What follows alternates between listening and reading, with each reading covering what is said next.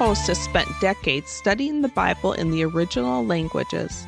He holds degrees from the University of Wisconsin, Moody Bible Institute, Asbury Theological Seminary, and Bethel Theological Seminary. With the help of some of his friends, in 1994, Dr. Rakow founded a national volunteer ministry to hunters. He is an author, dog trainer, and speaker. Tom served as a full-time pastor for 36 years. Now here is your host, Dr. Tom Rakow. Thanks for joining us here on the Rock Dove Publications Quill. During today's program, I'm going to be sharing a hunt, one of the most exciting hunts I was ever on, and I wasn't hunting. It took place clear back in 1995. I hope that you enjoy today's program. My longtime friend Art Sakaye and his friend Kenny had gotten drawn for the once-in-a-lifetime Minnesota Moose Lottery. Art decided he would hunt with the bow and Kenny with the rifle. Only one moose could be harvested between the two of them, so it depended on who had the first opportunity. They decided they would each commit to holding out for a large bull. They had hunted for several days when I showed up where they were camping.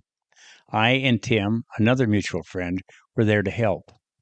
We could not participate in the moose hunt itself.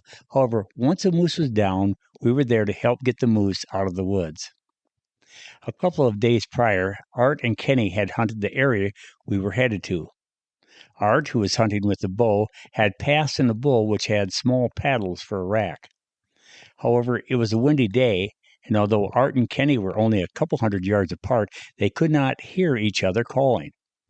This was especially troubling because if Art shot a moose with a bow, Kenny would have no way of knowing the tag was filled. Of course, if Kenny fired the rifle, it was likely that Art would hear the loud shot. Art wanted me to have a whistle and be partway between he and Kenny. If he hit a moose with an arrow, I would then blow the whistle. In this way, Kenny would not accidentally shoot more than the one moose allowed. But this was a quiet and crisp morning. You could clearly hear both Kenny and Art cow calling. However, when they started calling, a bull's response, "Mwah! Mwah!" carried loudly and echoed throughout the brilliant-colored ridge. In fact, we all realized that there were two different bulls responding from two different directions. The bull that sounded close to Art was coming through a swamp, and you could hear every step as he stepped in and then pulled his feet up through the muck. I could not see the moose because of the brush. I looked up to see Art in the tree stand. He was now standing and pointing in the direction the moose was coming. He signified with his hands that this moose had a big rack. I was perhaps 60 to 70 yards away from Art's tree. There was too much vegetation to see the bull, but I could sure hear him. I had a video camera, but did not want to try to get closer lest I spook the moose. Now, I'd known Art for decades and had never seen him get overly excited. I believe this is part of why he was one of the best hunters I've ever known. Nevertheless, with every step, I could tell the bull was getting closer, and Art's tension seemed to radiate more and more from the tree stand. Finally, he drew his compound bow. He told me later that although his compound was set on 72 pounds, when he pulled it back, he thought his bow was broken because the adrenaline had taken over. He held his draw briefly and then released the arrow. The bull took off crashing through the brush and went about 40 yards and then stopped. A few seconds later, crash! It sounded like someone had cut down a good-sized tree with a chainsaw. The bull was now down. Art gave a fist pump and then signaled for me to remain still and not blow the whistle. Meanwhile, Kenny continued to call. I knew there was another bull, and I was afraid of hearing a rifle shot and having another bull down. What a legal mess that would be. I hesitated for about a minute and then blew the whistle loud and repeatedly. The calling stopped. Kenny, who had the rifle, and Tim, who was sitting with him, had a bull close enough to see his legs, but Kenny did not have an open shot. We heard this bull take off with the trees hitting his antlers as he went. Art, who could often have a stoic look, had this huge smile that said it all. Art had double-lunged the bull, and the arrow had gone straight through. We never found the arrow. We set to work and began field dressing and then quartering the enormous bull. However, I was not prepared for the size of this largest member of the deer family. Although not the size of an Alaskan moose, this moose was bigger than I had imagined. The Bible tells us in Romans 1:20, "For since the creation of the world, God's invisible qualities, his eternal power and divine nature have been clearly seen, being understood from what has been made, so that people are without excuse." The size and power of this animal was beyond my expectations, but just gazing upon it caused me to think of the moose and my Creator. I started caping out the bull. The hide was so tough that in the process I wore off a big chunk of flesh on my hand from handling the knife. I was not prepared for the immense size of the moose. It took all four of us to carry the head of this bull with his wide antlers and the heavy caped part of the hide. The bull, with his height, could move through the smaller trees that would give way to the antlers. However, we had to either break down the smaller trees or maneuver around them. The four of us stumbled over the uneven ground with the moose's head and attached caped hide. It was awkward to carry. I would guess that this part of the animal, head, antlers, and attached hide, weighed over 200 pounds.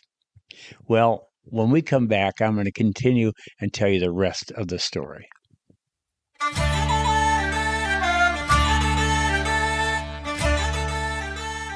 Hunting Miracles, ancient and modern, contains true stories of how God has worked in the lives of hunters down through history.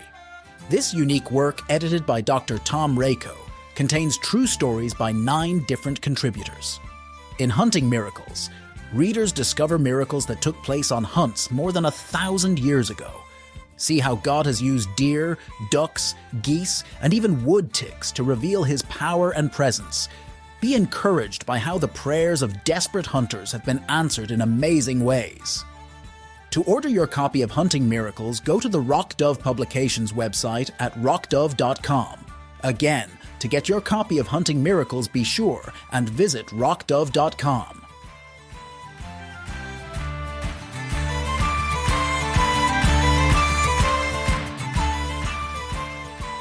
Well, the size of the Minnesota moose my friend Art harvested with his bow was amazing, especially when one considers how a small broadhead placed in the big bull's vitals brought him down in a matter of less than a minute. Although I'd watched various hunting footage of moose hunts, still I was not mentally prepared for the size of the moose. However, I also was not prepared for the incredible beauty of this creature. I had always considered a moose as sort of a big, dark, strange-looking animal. But getting up close, as I caped him out, I started realizing just how beautiful this creature really was. There were a variety of dark colors. Some black hide hairs had silver tips. There were various shades of brown, and the legs had an incredible rich olive color. I just cannot forget the color of those legs. The large rubbery nose, the mouth, and huge hooves also pointed to God, the maker of the moose. I found myself agreeing with what the psalmist declared in Psalm 8:19. O Lord, our Lord, how majestic is your name in all the earth. Art's moose made the Pope and Young record book. He had it mounted and hung in his office for a few years, but then one night, thieves broke into his office and stole his mount and a couple of other mounts as well. We regularly watched online auctions to see if someone tried to sell it, but the moose mount was never found. My friend Art went to be with the Lord over a decade ago. It was really the last year of his life that I was convinced he had indeed given his heart to Jesus Christ. I'd shared with him many times, but I know that Art came to have that personal relationship with Jesus. A few days before he died, our family went to visit Art at his home. As we sat and talked, he looked too good to be so close to the end of his life. When it came time to say our final goodbyes, one of our daughters had disappeared. We later found her in the van crying. Art's wife, Vivian, and I asked her to come in and say goodbye. She said, "Dad, I can't." Finally, with his wife's encouragement, she went in and was alone with Art. She went into the house with tears, But when she came out a little later, she had the most beautiful, joyful smile. I later asked her just what had happened. She told me Art called her by name, and then he told her, "I will see you again." I believe my friend Art is enjoying the presence of God, the wonderful things of heaven. As 1 Corinthians 2:9 states, "No eye has seen, no ear has heard, no heart has imagined what God has prepared for those who love him." I remember Art's big smile on his face that day when he harvested that moose. And I think he's got a bigger smile today because he is enjoying heaven and perfection and beauty as only we can imagine. I hope you've given your life to Christ.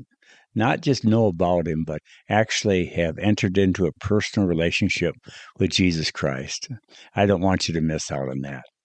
Well, I hope you enjoyed today's program, and I hope you'll will join us again next time right here on the Rock Dove Publications Quill.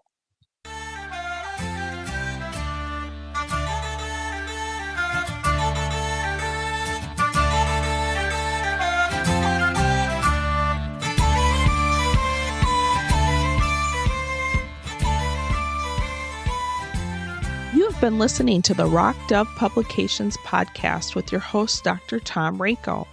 This program has also been brought to you by the Quilted Arrow, home of intelligent, stylish, field-bred English pointers with bloodline streams from Hall of Fame champion Guardrail.